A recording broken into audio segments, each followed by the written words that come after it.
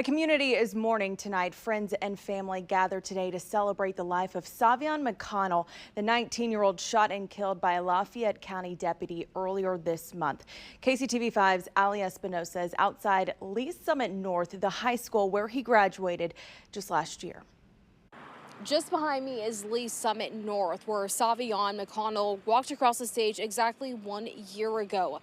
Loved ones gathered to say goodbye, but they made it clear they're not done fighting for justice. Hundreds turned out today as new details emerge in McConnell's death.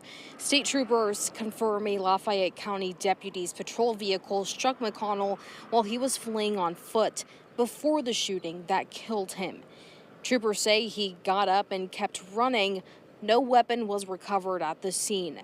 The Missouri State Highway Patrol says body camera footage disputes the family's claim that McConnell had his hands up, but that footage has not been made public. Saveion had a heart. He had a big one. He loved his people in his own way, loud, funny, and sometimes chaotic. But real.